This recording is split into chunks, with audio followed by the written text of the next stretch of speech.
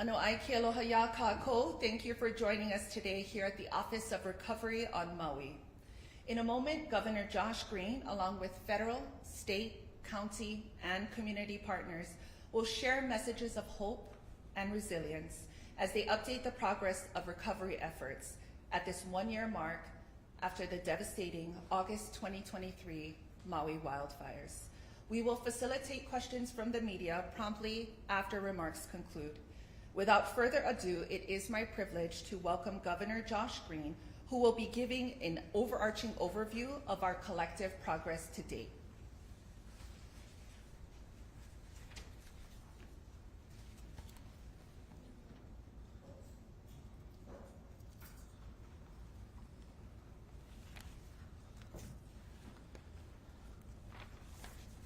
Aloha. What an extraordinary year. A year ago yesterday, devastating wildfires swept through West Maui and other parts of this county and Big Island, burned the town of Lahaina down, took 102 of our loved ones and probably 2 additional who we haven't found, left thousands more homeless. We've spent the last several days talking about this, and yesterday was a day of reflection where we had our hearts broken again as we spent time with the families. Today we're going to talk a little bit about what has happened over the last year and what's going to happen in the coming year as we recover, as we heal. This was unprecedented for us. The year was filled with immense challenges, as you know, but people were so resilient.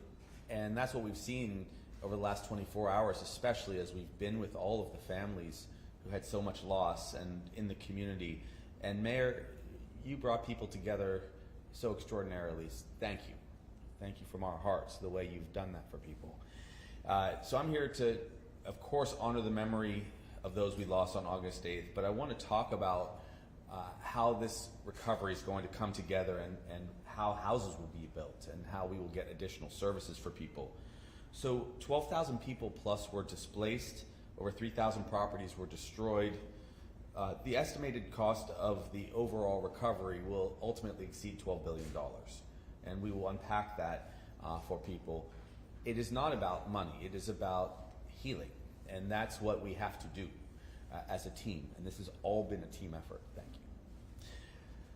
More devastating than that material loss was the loss of our fathers and mothers and grandparents and in some cases children. That was the hardest thing for all of us to see, I think, and Jamie and I spent time thinking about that with all of you yesterday as we walked and saw the pictures of loved ones.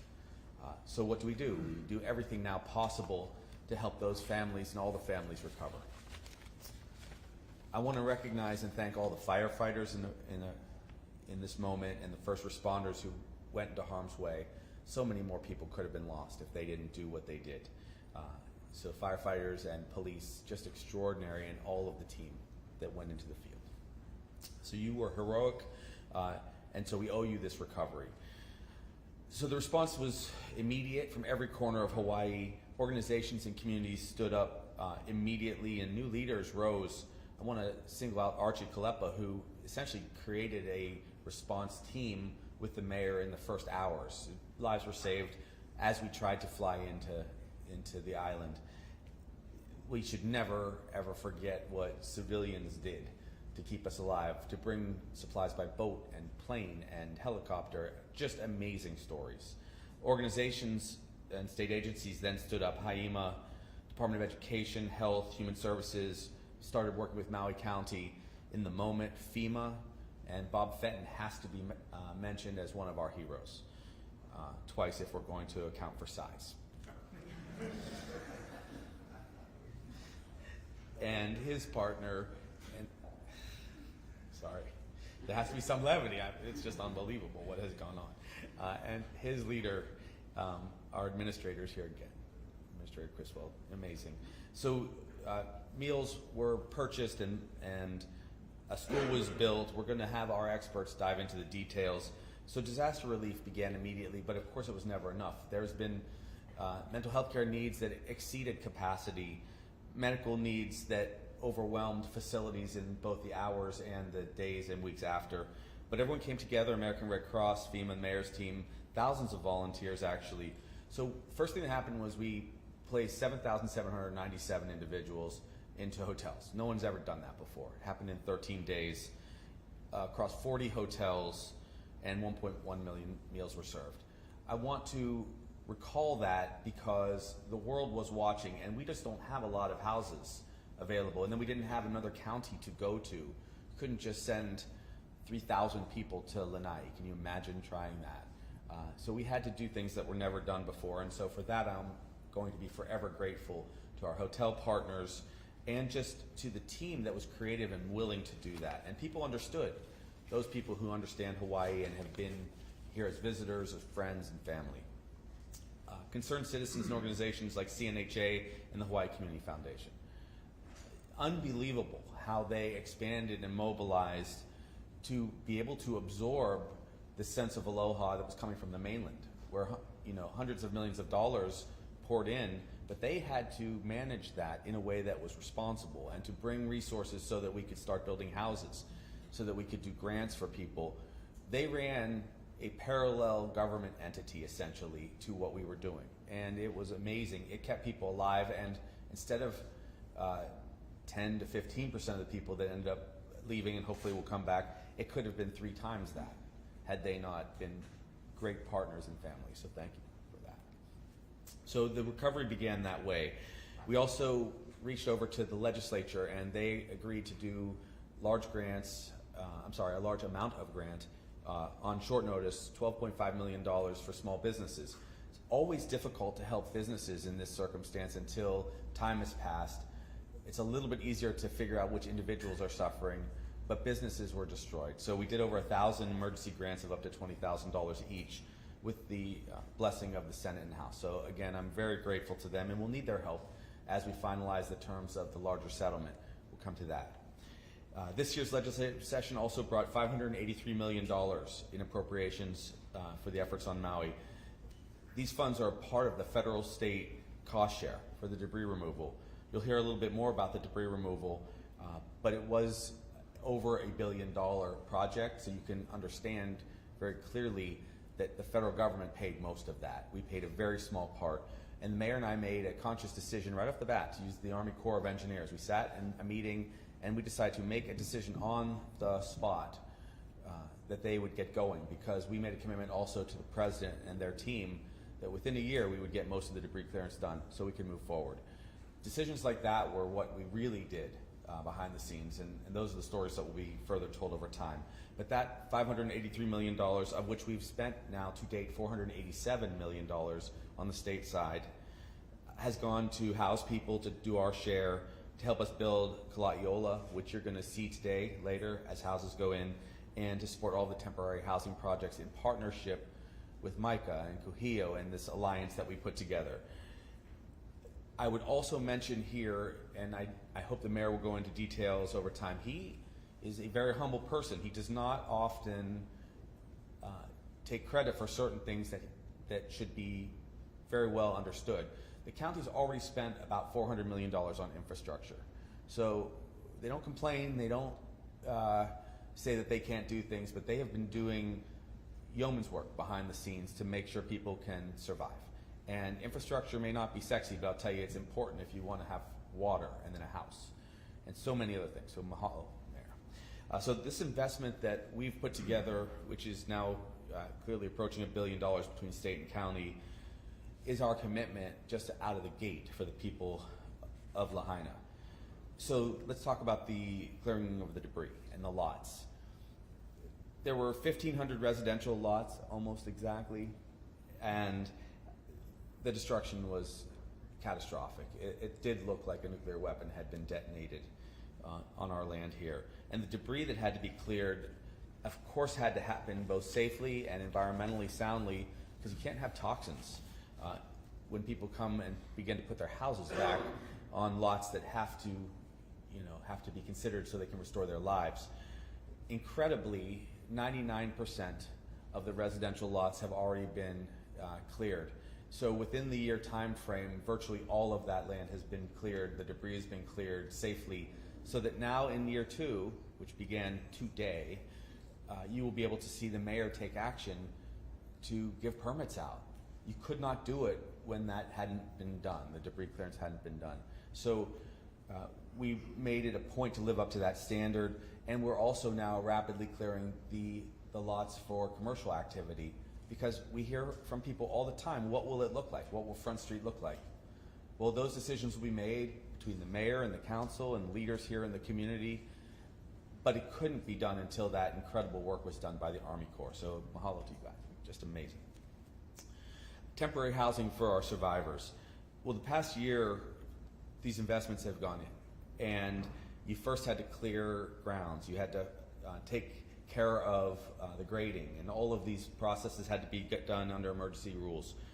FEMA registered 17,000 survivors for services right off the bat, and we all needed to find housing, but the only housing we had in the first moments, if you didn't have a loved one or a family member that would also take you in, had to be the hotels. But how do you ask people to stay in hotels? Well, you only do that if you don't have other options, and so the other options began to become available.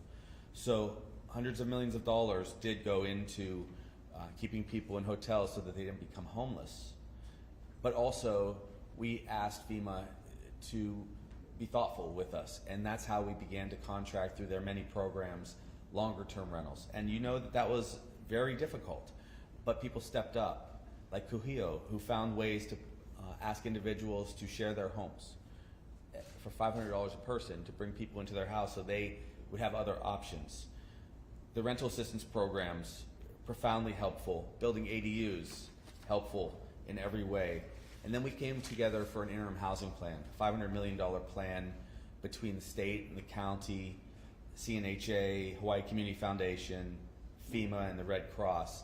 And we moved everyone except for the most difficult to help individuals because they were struggling with other issues, so that everyone moved in one way or another to a longer term rental. And that took kindness from others to change out what was their very likely small business profit-bearing short-term rental and move it over to a long-term rental.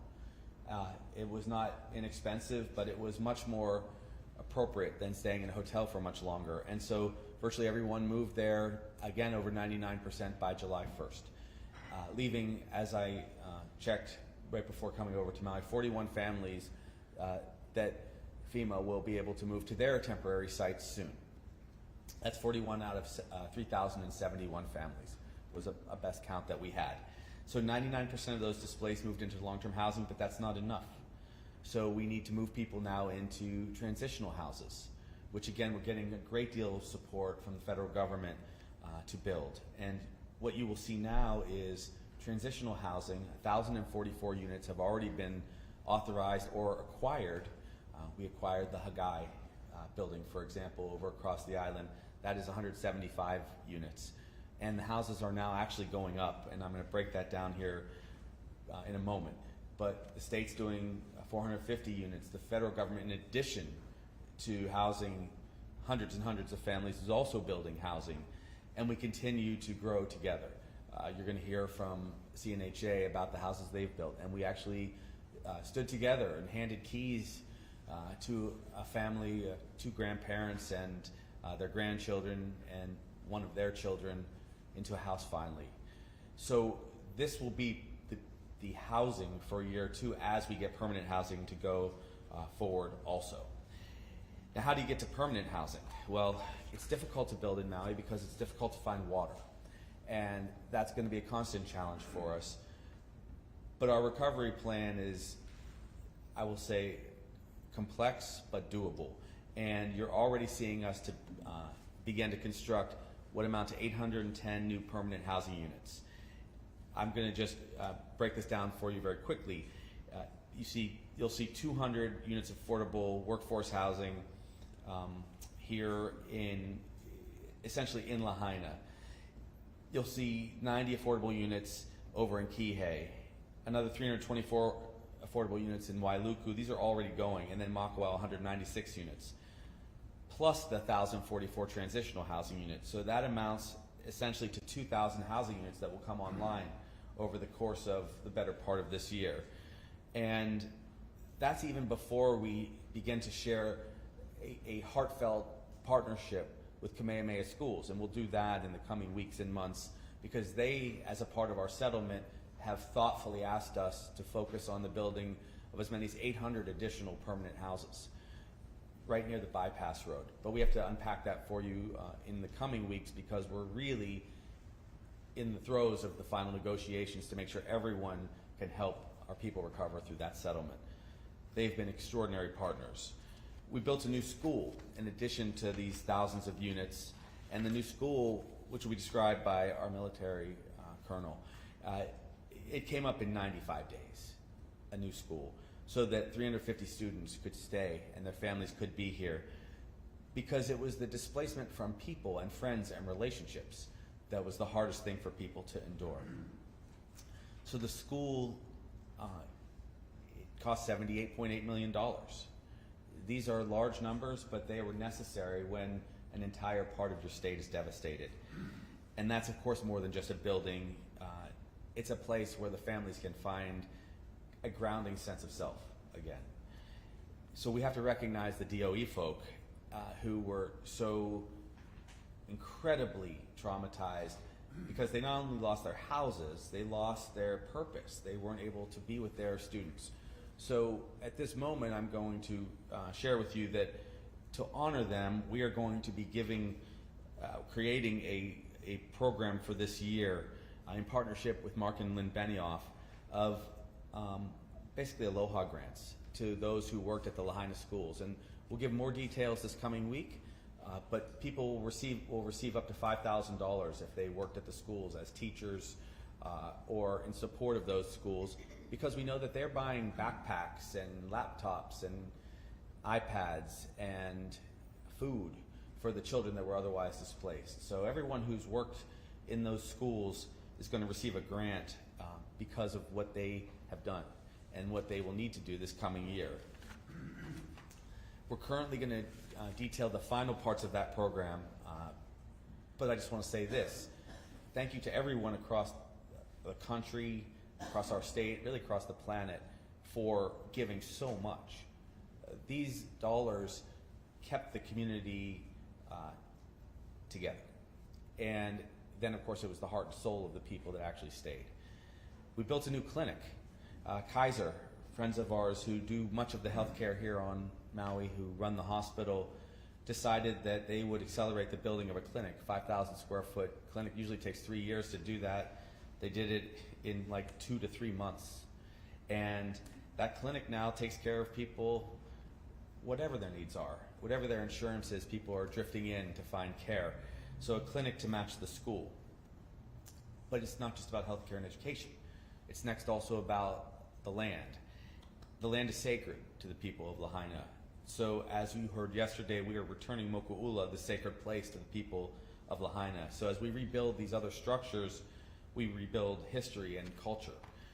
And that's why the mayor and I stood here yesterday quietly and signed a document of partnership so that we could go forward on the terms that the community comes up with. But there won't be any government impediments to restoring that water and those cultural sites and the sense that there has to be equity in Lahaina.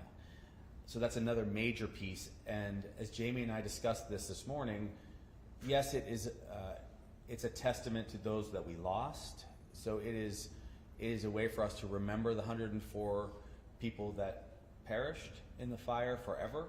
We will recognize them at that site, but it's also a way for us to recognize going forward things will be different, and they will be more pono for the community of Maui. People will come to Lahaina in the future and they will see water and land come together. They will see an Ahu Pua'a supported by Kamehameha Schools and Hawaii Community Foundation, state, county, and CNHA, so they can celebrate that Lahaina is what people felt it should be, because it was profoundly important. It is the place where King Kamehameha III kept his royal residence in the 19th century, and where Hawaiian royalty was able to demonstrate that it cared and could sustain life for people. So we're announcing that return, and that will be signature to everything that we do. The final things I'd like to mention are people. in addition to all of these projects, because the houses will be rebuilt, and much more quickly than anyone imagines. The clinics will continue to grow. The monies will come in.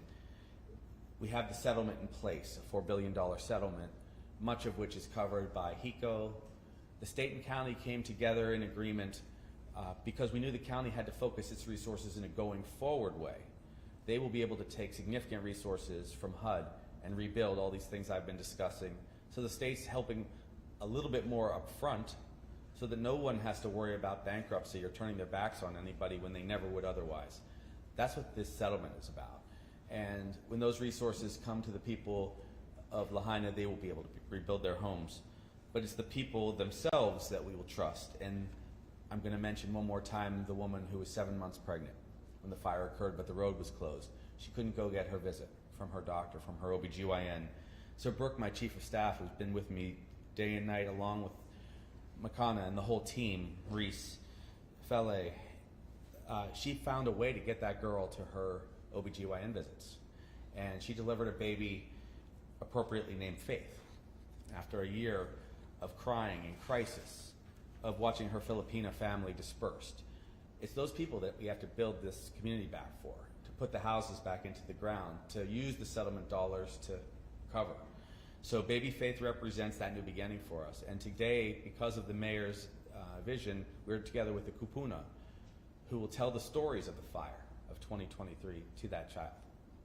The parents will come back from their travels if they were displaced, but the kupuna will be the ones that get that baby there. So it's been healing and hope for this year. The unimaginable challenges have passed. Now they are imaginable work that we have to do. So I hope that when we stand here again in a year and tell the story of the second year, we'll talk about how the settlement brought people to a place where they could build their houses again, how Moku'ula was filled with water, and that people began to see that the past takes us into the future. We've supported each other, we care for each other. The bonds we've built, especially the people that went through the fire, are absolutely unbreakable. The world watched and learned what aloha was. And if there is any blessing from this fire, it's that people all across the globe who wax philosophic about how beautiful Hawaii is now know actually what Nohana is. They actually know what the spirit of aloha is, and you saw that as people canoed out into the water together. It was absolutely something that no one else does anywhere else in the world, and that's why Hawaii will recover. So I'm thanking all of you who have sacrificed. I apologize for the length of this conversation, but I think that people needed to know that we've come so far. Journey's not over, but the recovery and healing is fully in motion. We will rebuild Maui. It's stronger than it was before in many ways. Our keiki will be safe as they grow up here. So today we're honoring those we lost, and in summary, know that together we'll heal. We are already beginning to rebuild, and the future will be bright for Maui and all of its loved ones and all of Hawaii because of all the work that you did. Mahalo, thank you for sticking with us on this journey, and count on us to be here until the job's done. Aloha.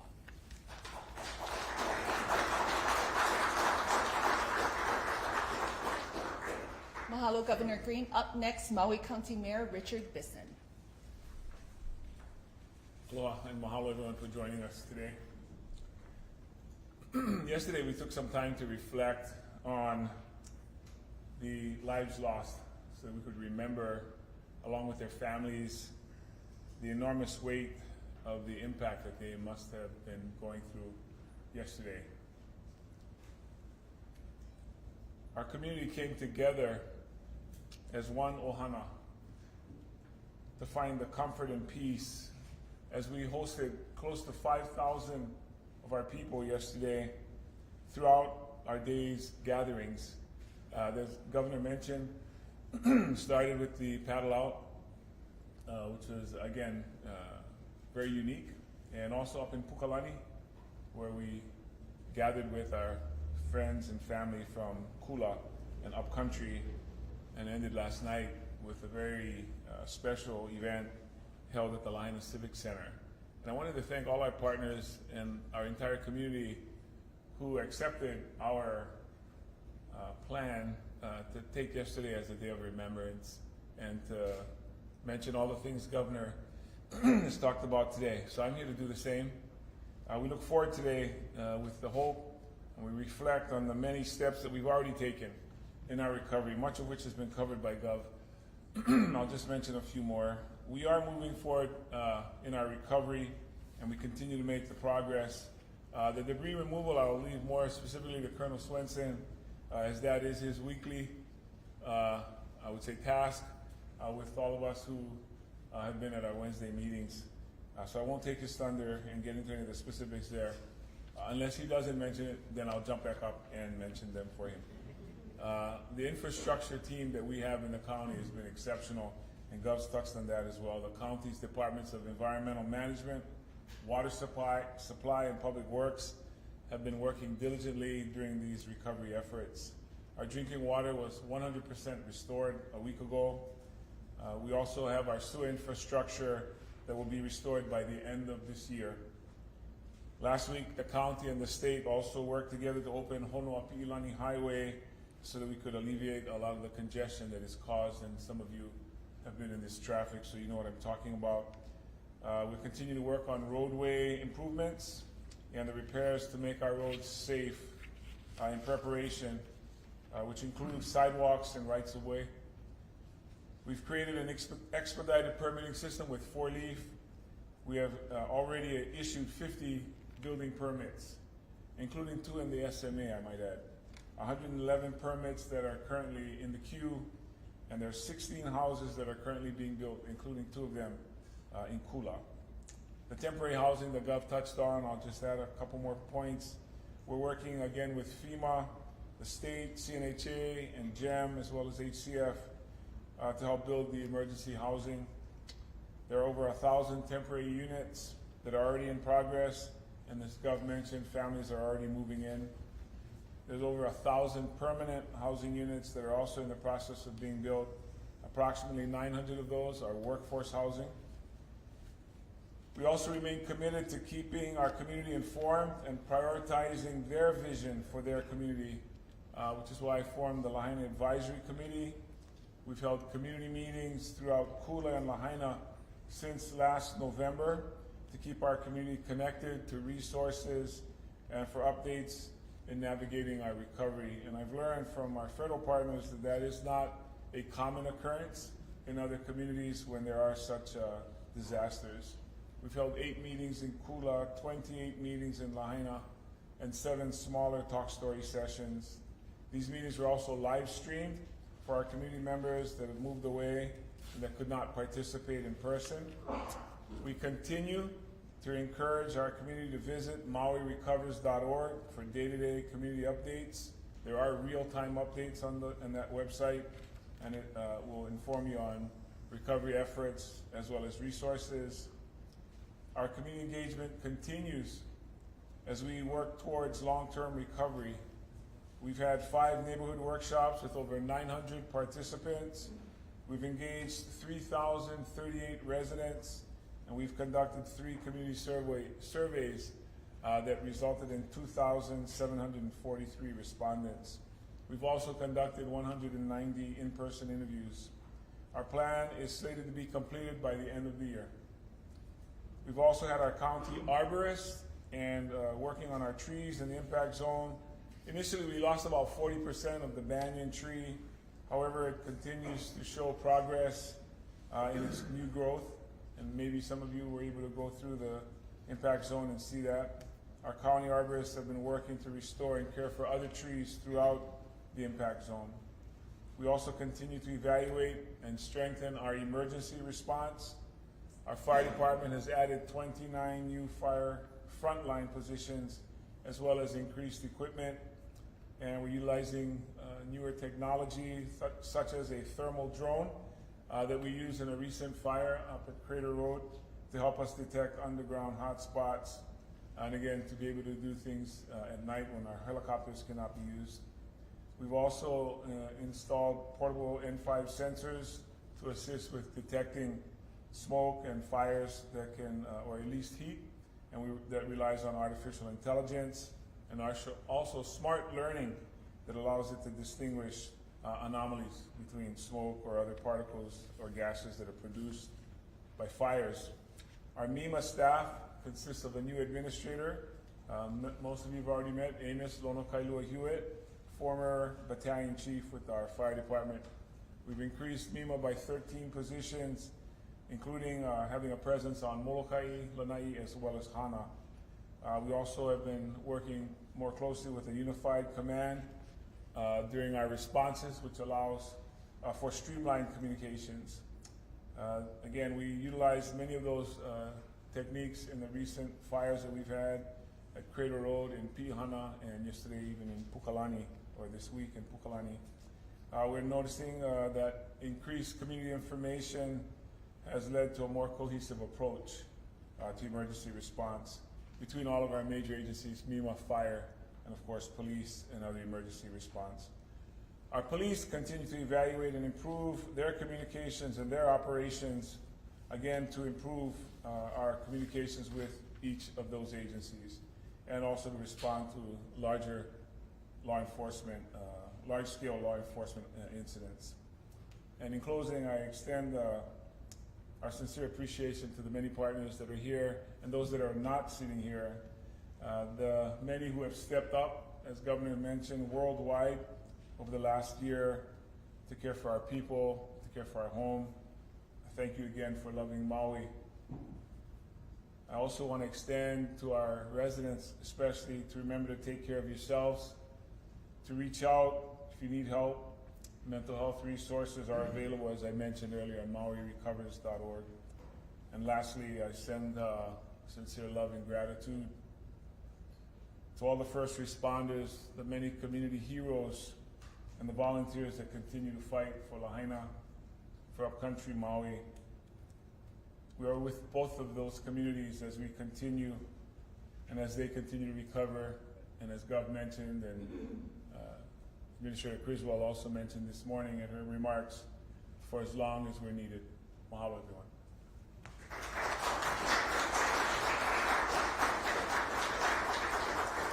Mahalo, Mayor Bisson. Up next, FEMA Administrator Deanne Criswell.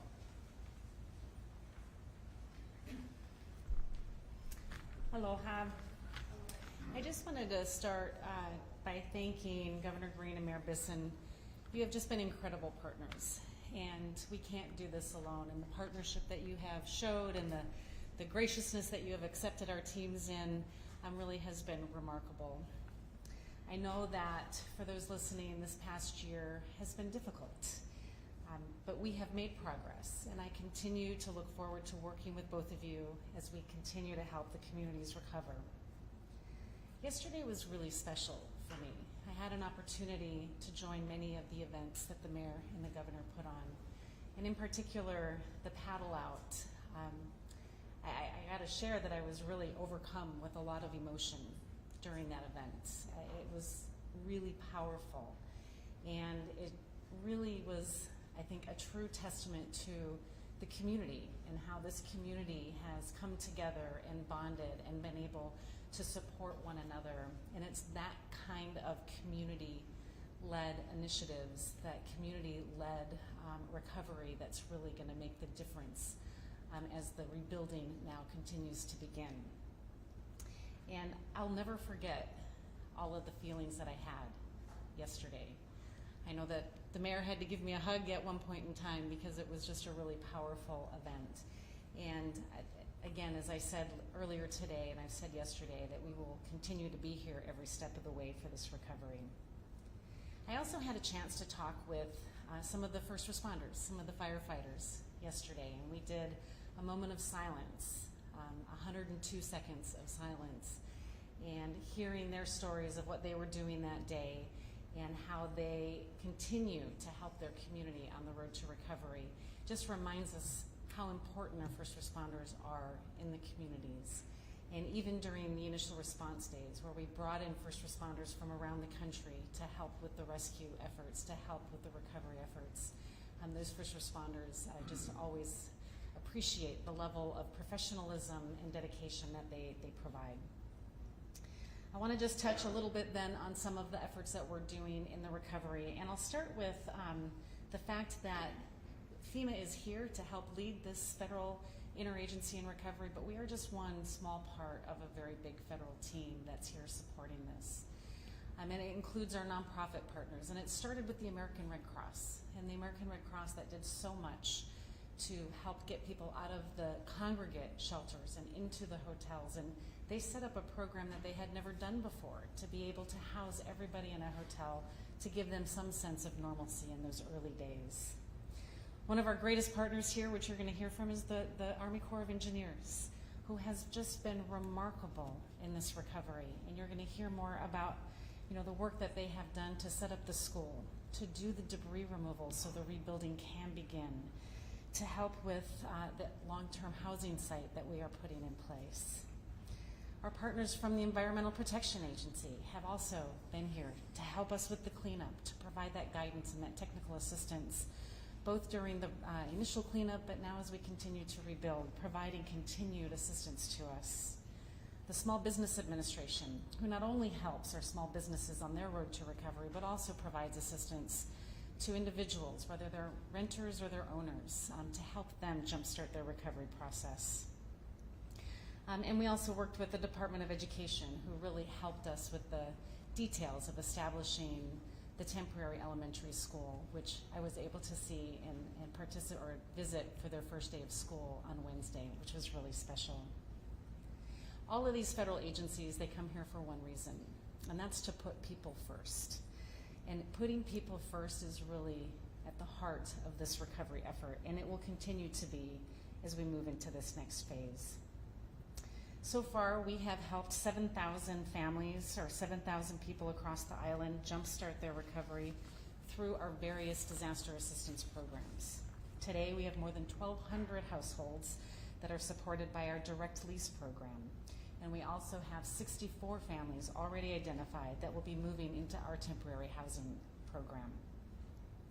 We are setting up a permanent long-term recovery office. We have hired the director for that, who should be coming on board soon. And this office is going to be right here in the community, be staffed by members of your community to help with this recovery process. These are going to be people that you know and you trust and that understand your community, that will make sure that your needs are met because they know what those needs are. And so I just want to close, because we have a lot of speakers here yet to come, and just say to the people of Maui, we are here for you. We are not going to leave anytime soon. We will be with the mayor and with the governor and all of the residents that were impacted for as long as it takes to get them on their feet again. Thank you.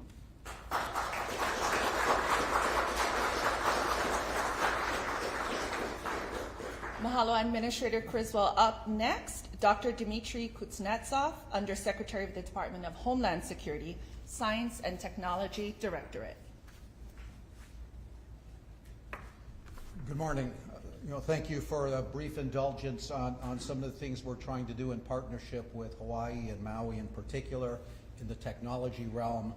I do want to amplify a little bit what Mayor Bisson mentioned in terms of these technologies. All of this is done through partnerships with the governor, the mayor, Administrator Criswell, the U.S. Fire Administrator, key parts that are essential to doing anything. What we do in DHS at S&T, we are a research and development arm of the organization, and we help push technologies into practice, and it takes strong partnership across all our components. And we work hard also with state, local, tribal, and territorial first responders to try and understand needs and try and find where technologies can make life better, where we can enhance security, where we can enhance resilience, preparedness, appropriately through technology and the quality of life. 4 years ago, we started looking at fire sensors and tried to ask, what is it you can do beyond just looking to see if something is burning? And we scanned the market, we looked at the landscape and asked the question, what's in the realm of the possible? And where we ended up was trying to measure the air, trying to smell, instead of just see. Seeing is still important, but what else could you pick up from the scent? something we all experience when we kind of smell something, a barbecue or something. We see it, but we don't know where things are. We thought about a smart network of sensors, AI-based, that could be deployed as a network, where you're smelling the air, where you're measuring the wind, where you're sensitive to many different kinds of particles and ambient effects in the environment, and asking, is there something there that's anomalous that you should worry about? In 2023, we started our first phase. We deployed in 11 states. We measured about 1 million hours of data to try and say, what is it that we're trying to do? Is AI a smart path? And we ended up demonstrating that, yes, we could do things more smartly. This year, we're in the next phase of that. We're in the beta phase, where we have prototypes, we have companies that are doing it. In the back here, we have a representative as well. And the key thing is, we have a brand new technology. It is the first of its kind. It is deployed in Hawaii as the first adopter of this next generation. 80 of them have been deployed across the Hawaiian Islands, 20 of them here in Maui. The deployment is based on the fire chiefs and where they believe the hot spots should be. On Maui, there are 16 of them in fixed locations, and 4 of them are remote that can be positioned wherever you want.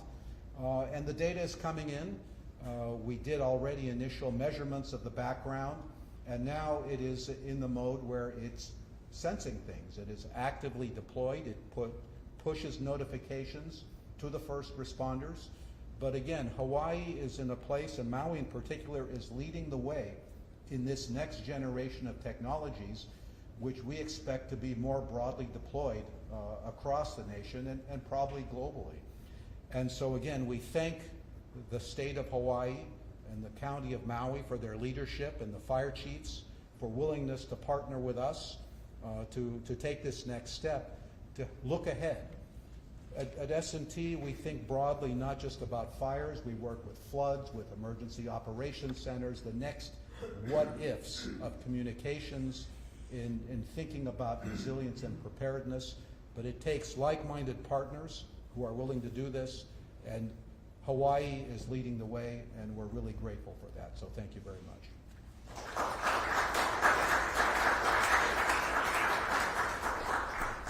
Mahalo, Dr. Kuznetsov. Up next, I'd like to introduce U.S. Fire Administrator Dr. Lori Moore Merrill. Thank you. Aloha. Yesterday and today are certainly of great significance here on Maui, throughout the Hawaiian Islands, but also across the United States and around the world. We reflect, of course, on the tragedy and remember the loss as we did yesterday, but we do so with great hope in our hearts. Hope that never again will this island or any community suffer so great a loss due to fire. I, along with the FEMA administrator and many others from the Biden-Harris administration, were here just hours after the fire, and like you, overwhelmed with what we witnessed, but not beaten, because we knew that there was work that had to be done. In those moments and what we saw, we were crushed, but not again without hope. What we witnessed and the days and the hours, and even now, is the character and the strength of aloha. And I appreciate the mayor and the governor, because you too exhibit that in great proportion. We witness your cultural perseverance, and like today, it's inspiring. In the days and weeks and months that followed, many actions were taken, and we had multiple visits here. As the U.S. Fire Administrator, I focused on visiting with your firefighters in the fire stations and along with your chief to ensure the well-being of your firefighters. We listened, we connected with them, and we provided health screenings and mental health resources. In fact, today at 3 p.m., your Maui County Fire Department will be releasing a video on social media of your firefighters and their stories of the night of the fire. I viewed it today, and it is a powerful, powerful story that tells what they encountered and the many rescues that they perpetuated through the hours of the fire. After the fire, we brought in NIOSH, our National Institute for Occupational Safety and Health, to evaluate the potential chemical exposures on your firefighters. And we had more than 287 responders including 179 firefighters who participated in the evaluation, and we now have recommendations and training and are monitoring their health going forward. We collaborated with the EPA, that has been mentioned. Our collaboration was on the removal of lithium-ion batteries from the zone and the impact zone to reduce the additional fire risk from those batteries going into thermal runaway. And we were working with the EPA to enable the de-energization of those batteries so that we could move to debris removal in earnest. With our partners from DHS Science and Technology, you've just heard that we facilitated the deployment of fire sensor technology to sense the smoke and to provide alerting to your firefighters so they can move more quickly toward the point of ignition. We're also working to build your fire response capacity here on the islands. On August 19th, in just 10 days, we will conduct a Train the Trainer course for 30 candidate instructors here to build and lead interagency all hazards incident mitigation teams here on Hawaii. That means that you're going to have new capacity through collaboration and joint emergency response capabilities. And in just 2 weeks ago, the fire administrator, our administration launched a new awareness tool for the nation that includes, of course, the Hawaiian Islands, so that you can see the vulnerabilities in your communities in case there is an ignition and before. We want you to have tools that you become aware of the fire-prone lands in which you live. We need people to know where they live and how embers can spread if a fire ignites in your area, all to help you prepare. So these tools are available at usfa.fema.gov, and we would love for you to make sure that you check those and understand more about your community. Just this week, we collaborated with the International Association of Firefighters to offer a training for your firefighters here called Responding to the Interface. This is to train your firefighters, many of them to become instructors, so that they can train the entire fire department on strategies and tactics of suburban and urban conflagration, structure-to-structure fire spread. And I want you to know that the U.S. Fire Administration and America's firefighters remain very focused on the ongoing potential for wildfire in many of our communities across the nation, and ongoing potential for wildfire here. We continue to stand with you in a three-part cohesive strategy. What does that mean?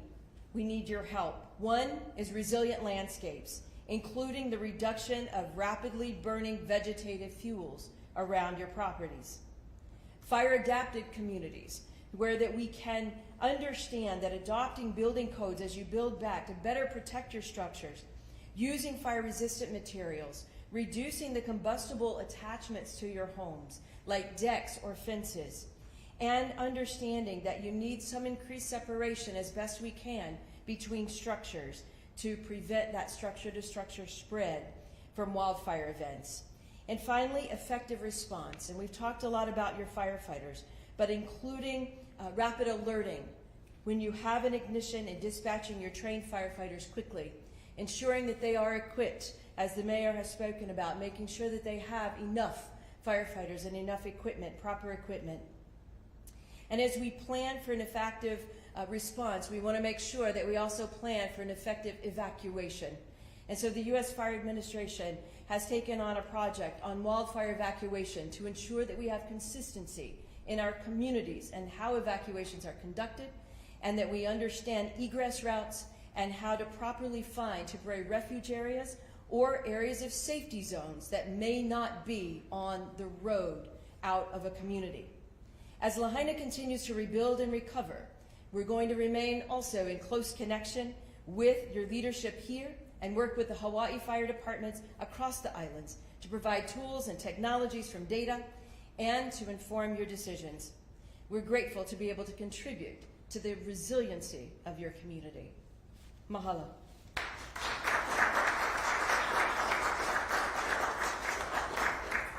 Mahalo, Administrator Moore Merrill. Next, please welcome U.S. Army Corps of Engineers Colonel Eric Swenson.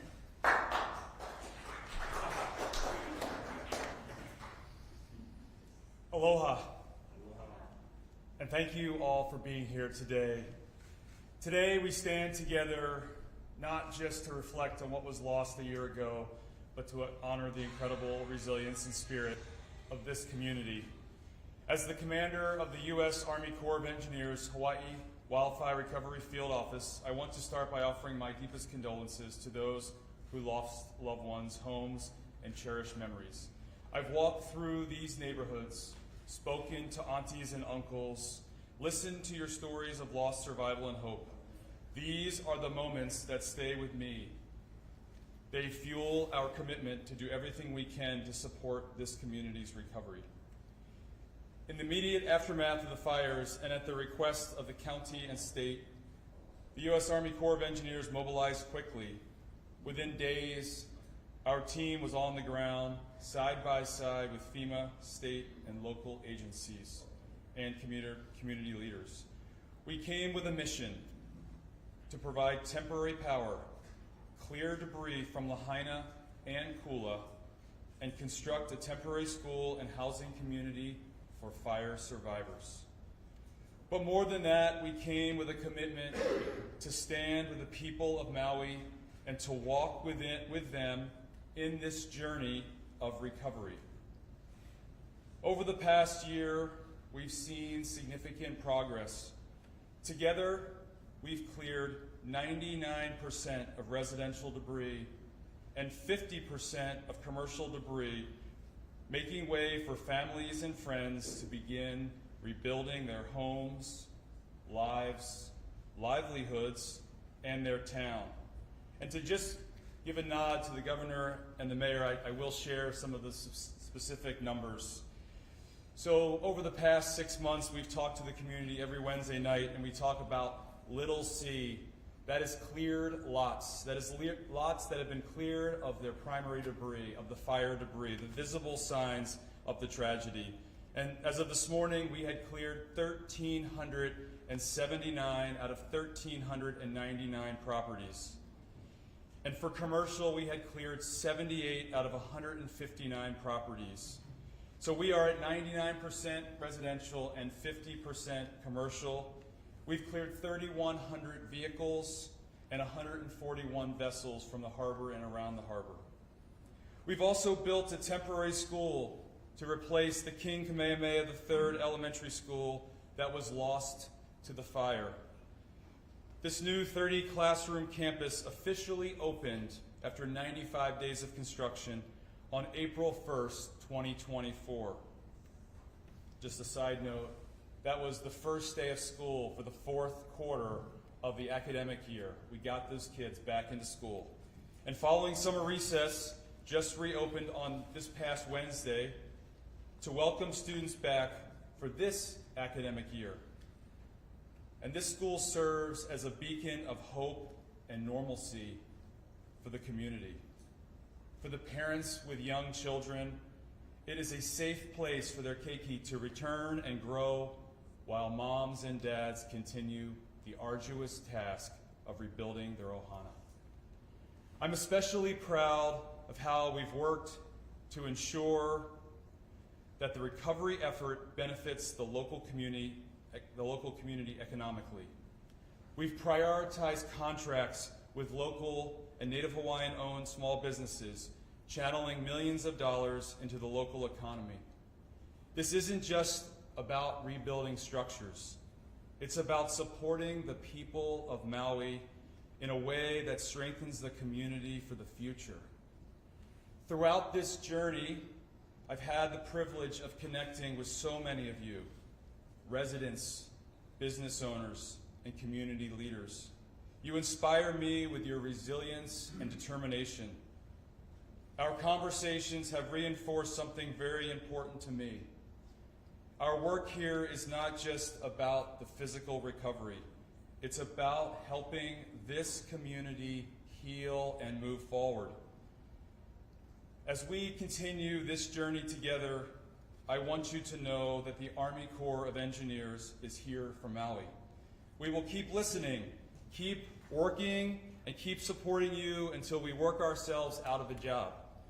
Mahalo for your strength, your partnership, and your unwavering spirit. Together, we will rebuild, recover, and ensure that Maui emerges stronger than ever. Mahalo.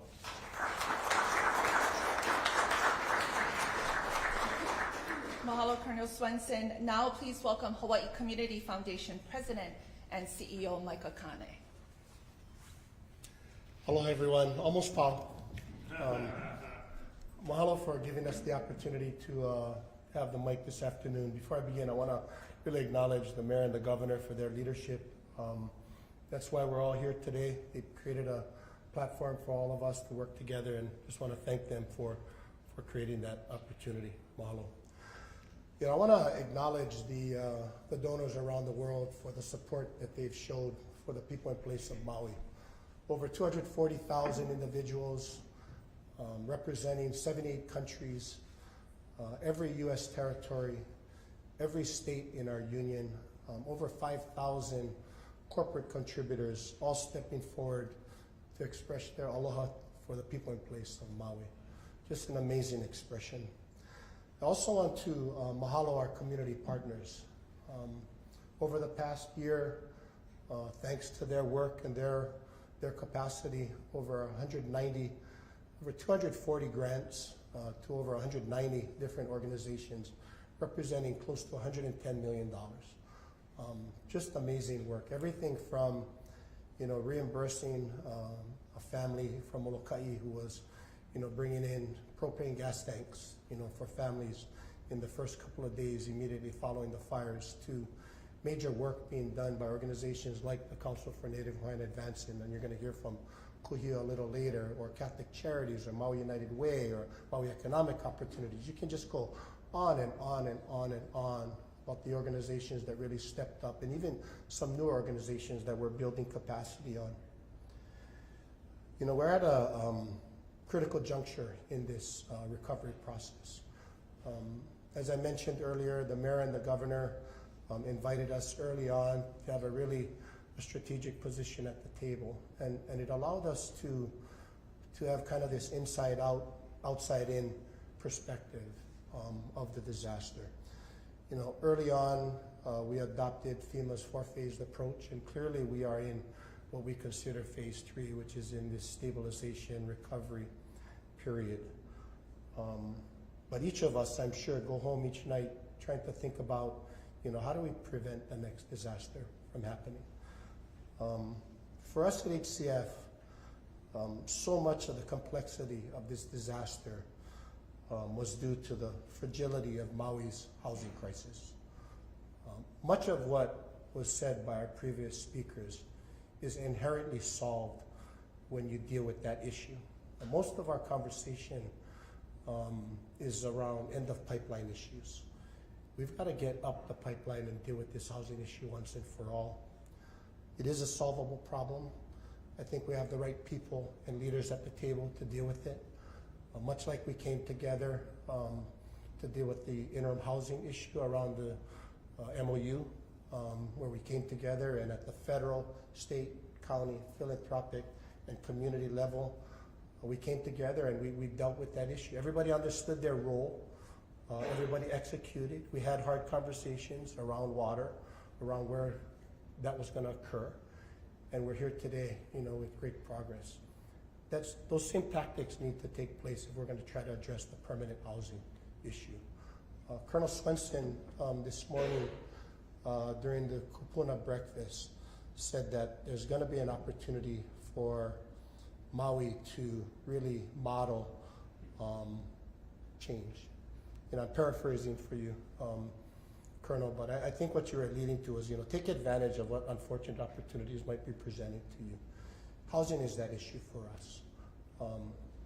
If we don't take advantage of the urgency, the political will, community will to deal with this issue today, I'm not sure we'll ever be able to deal with it, at least in my lifetime.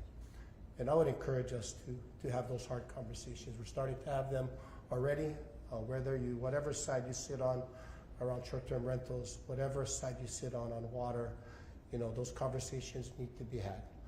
And we need to stop pitting those issues against each other, because they can be complementary of each other.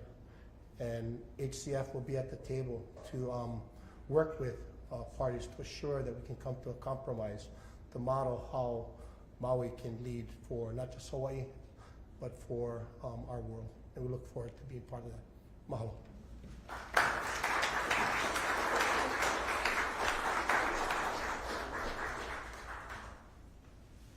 Mahalo, Micah. And finally, I'd like to welcome Council for Native Hawaiian Advancement CEO Kuhio Lewis. Hello, everyone. I want to start off by just, like everyone else, sending our aloha to the families and to the people of Maui. This past year has really been a test of our community resilience, not just for those on Maui, but even for those that are helping to aid the community. And I want to thank them for allowing us to be in their community, for allowing us to be at their side through their challenging times. I also want to thank the over 22,000 donors that have given to CNHA directly. Collectively, CNHA has brought in over $40 million in direct donations. And I want to thank some of the key partners that are here, and I want to start off with thanking Micah Kane. You know, early on, Micah recognized that it was important for Native Hawaiians to be at the table, being part of the solution, and so he recognized having a Hawaiian organization here supporting was critical. So I want to thank him for that early investment, for his encouragement. And it's kind of, it's ironic because in 2008, I was given a home in the Department of Hawaiian Homelands, and I got my keys from Micah Kane, who at the time was the chairman of DHHL. I didn't know that I'd ever come back to work with him, but today I get to hand out keys to other people. And you know, I'll share some of the results of that. Thank you, Micah. I also want to recognize our governor because I don't know of a harder working governor at this point. I know he goes to bed every night thinking about Maui, and I know he wakes up every morning thinking about Maui because I get texts sometimes and all hours of the night. And so he's very solution oriented. And I think a lot of the movement that you see is really because of his leadership, so thank you, Governor. Mayor, I've never seen someone that has such commitment to community. His heart is genuine, and he really does stand with the people of Maui. And our federal partners, our national partners, Red Cross and FEMA, not just financially supporting us, but just mentoring us as well. They've been a great part of our efforts. As everyone would recall, back in January, a bunch of partners, all of whom are here, signed the MOU, an agreement to do whatever we could to build homes for people of Maui and to put whatever effort and work was necessary to get to that point. I'm happy to share that since then, CNHA directly, and of course it's in collaboration with all of these partners, we're currently housing over 900 Lahaina residents in our various housing programs. That's over 450 families. And we're currently building 66 homes, 2-bedroom homes. And 13 of them are already complete. We've also trained quite a bit of CDL drivers, so as you drive in and out of Lahaina, you'll see CDL trucks going in and out. Many of them came from our programs that we stood up, the Kako Maui workforce programs. Many of those that are working in the burn zone, you need certain certifications to be in there. CNHA trained them, we certified them, we got them their HAZWOPER trainings. So we moved all of our capacity from other islands to Maui to help them be part of their own recovery process. I wanted to also share, in addition to the multitude of programs that we currently have, we're kind of like the executionists. We just get it, we move heaven and earth, knock down all the barriers and get it done. So we have a lot of programs that are supporting families right now. But the one that I wanted to share with today was a pre-development grant that we're announcing. This is supported by Maui County. It's through funds that we got from Maui County. The council had approved. Is to provide homeowners that lost their homes with pre-development grants. This is to help them kickstart them, whether it's for permitting, whether it's for hiring a consultant, an architect, whether it's to buy down interest points, whatever it takes, it's a grant. It's $15,000 per resident. You have to have been living in Lahaina and you have to have lost your home or it was deemed unlivable. So that's a new program that we're coming out with. CNHA also has a gap assistance funding program. So if you're renting, can't afford it, the subsidy that you might be getting from FEMA is not enough to cover rent, we'll cover the gap. It's a gap assistance program. If you're DHHL waitlister, DHHL has provided CNHA some resources as well to help specifically waitlisters that are having trouble securing securing housing. So those are some programs that are ongoing. Of course, our resource center is available. It continues to receive quite a bit of traffic. We're here to support you through all the multitude of applications that are out there. And we'll be announcing soon that we'll be likely partnering with the county to take over this space as being an extension of our Kako'o Maui site as well. So you have two locations, one at Maui Mall and the other here. In closing, I want to thank, because I think it's very important, thank the staff of CNHA, the accountants who process hundreds of checks to landlords every month, to the attorneys who are constantly drafting agreements to landlords, but most especially to the Maui staff. Many of them lost their homes themselves, and they come to work every day, and what drives them and what fuels them is being able to support their neighbors. They're really the fuel behind all of our fire. So I want to thank them, and I also want to just close out by extending our deepest aloha once again to the people of Maui. CNHA will continue to stand alongside all of you. Mahalo.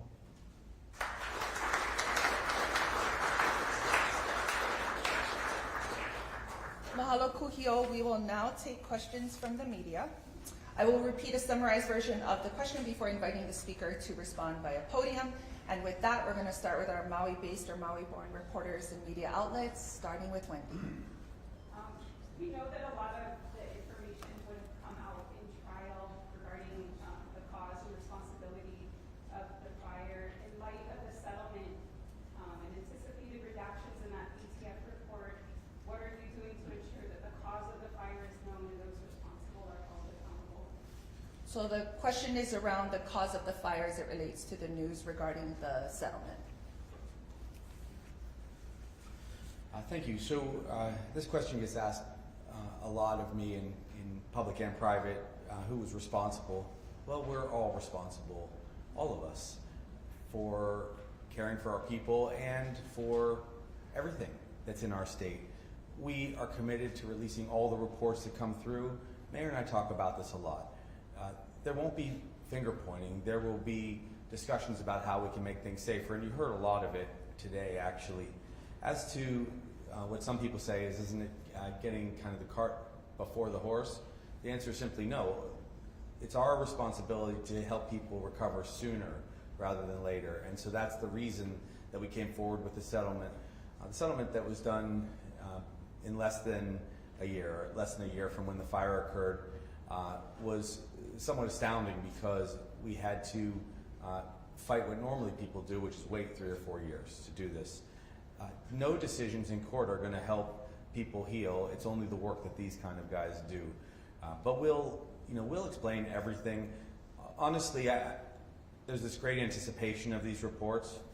Most of us all have a pretty clear idea of what happens and what happened that fateful day. A terrible storm spread the embers of a fire, and even though our firefighters were heroic, it was impossible to get ahead of embers that were landing because of almost 80-mile-per-hour winds. That's what you're going to see. What you will also see is sacrifice on some parties' parts to bring extra resources now rather than allow a settlement to be delayed and see somewhere between 4 and 6 years of trials and then appeals, ultimately resulting in most of the resources going to the mainland as a part of the process through fees. So, as Kuhio said, we are very practical in our approach to this, but I know you will want to have a lot of extra details, and we want you to have them because we don't want fires to occur in other parts of the world.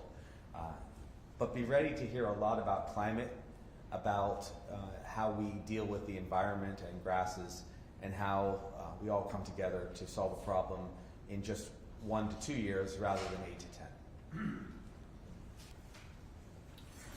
Mahalo, Governor. Next question, Kevin with Honolulu Star Advertiser. last 2 days I've been spending a lot of time in upcountry, and I've talked to some folks around Linda Road that are kind of concerned about the eucalyptus in the state forest and feel like they haven't heard a lot about what the way forward is to resolve that. And I want to know what you would tell people up there about what plans are to address that. Okay, so the question is around an upcountry concern around eucalyptus plants, trees? In the state forest specifically. Got it, in the state forest. Take this, bro. Okay. I'm a dumb physician and not a bright environmental forestry person. I have reached out to our DLNR folks, and I do have that same concern about eucalyptus trees, both on the Big Island that haven't been harvested and on Maui. They are somewhat flammable under certain circumstances, so we have a full commitment to get rid of brush, especially in the gulches. And then all I can tell you is the DLNR director is working directly on that problem. Maybe I can get our fire chief over here who might know more about those kind of trees. But we're going to have to be paring back a lot of non-native species. And I think that's one of the things that we'll be committed to. Chief. Hello, good afternoon. In regards to those non-native plants, we have a variety of efforts being worked on. Kula Watershed Alliance is one of the leaders up in Kula that's working on both the black wattle and the eucalyptus forests. And the goal is to slowly remove that from the landscape and bring back native plants. They have a good project that's happening up in the zip line area of the Crater Road, and they've been working on it for about 10 years. And that's an example of what a native forest could look like once we remove all of these invasive plants like the eucalyptus and the black wattle. So that's happening. There's one more thing that's been going on that is being bandied about, and that is using a lot of these non-native plants and converting some of that to energy. And so our people are looking at that to see if it's possible. It's not just eucalyptus trees either. There's just a lot of heavy brush and additional trees that we've long wanted to get rid of on the Big Island, and that we're hopeful to do. Because going forward, it's going to be about fire prevention. It cannot be about fire recovery. Mahalo, Governor. Up next, Mahela and Hawaii News Now. Thanks. We heard from U.S. Fire talk about evacuation and areas of refuge, and I wanted to know from you or Mayor, what are the specific evacuation plans? Have they been set up, or have these areas of refuge been set up? The question is around evacuation plans and areas of refuge. I'll just start. So what we've already done, we've already communicated with our communities through MEMA, Fire Department, and the Police Department, and also working with vendors about safe evacuation routes. So that's something that obviously we've all thought about and that we are obviously working on right now.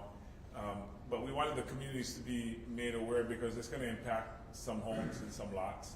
We're talking about whether it's street widening or, I'll give you one example.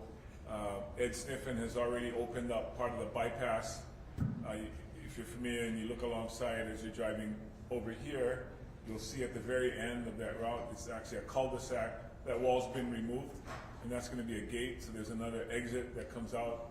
I mean, I would consider that an evacuation point, but it didn't require anything more than removing what was, it's referred to as a sound wall that's up along the freeway or the highway.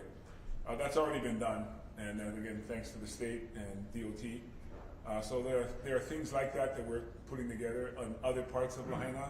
I don't know how familiar you are with the different neighborhoods and the streets, but the neighbors and the neighborhood themselves have told us where they think we can improve. Some of it is, again, cul-de-sacs, other areas that we think we can extend roads to make it safer.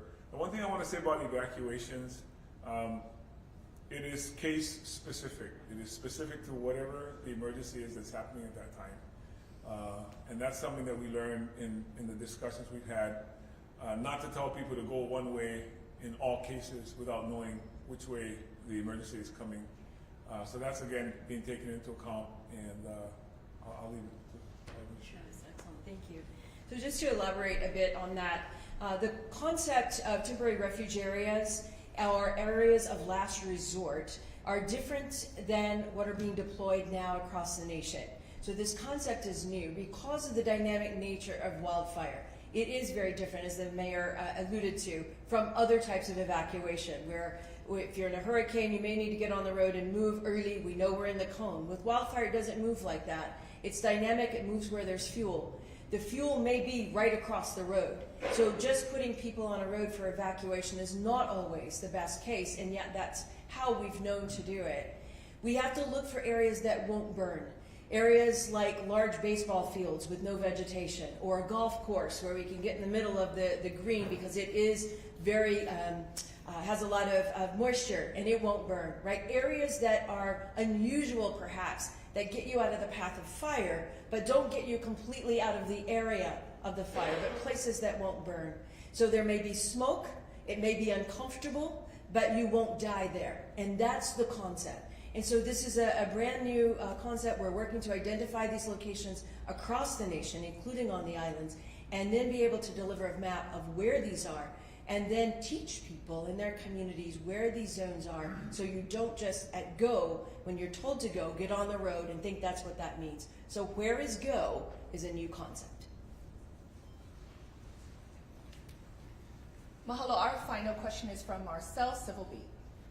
For Mayor Bisson, I just wanted to clarify from what you were saying in some of your remarks that basically by the end of the calendar year, we can expect to see some sort of a master plan for Lahaina that includes the street widths that everybody's curious about, the land use, building densities, and the electrical grid. Those are a lot of those big questions that are swirling around there. And I'm wondering if that's what you're saying the community can expect to see by the end of the year. So the question is seeking clarification on a previous statement anticipating end-of-year master plan for Lahaina. So it's not a master plan for land, it's a long-term recovery plan.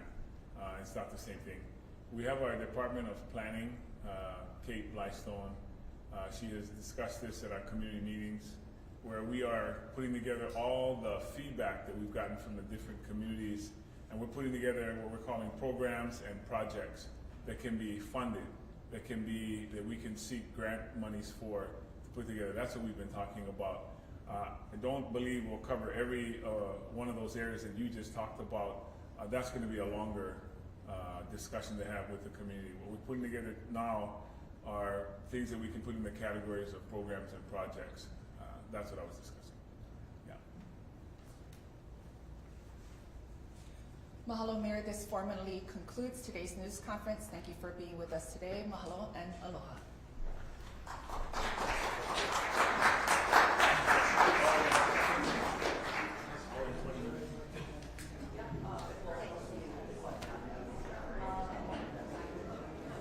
Any other follow-up questions?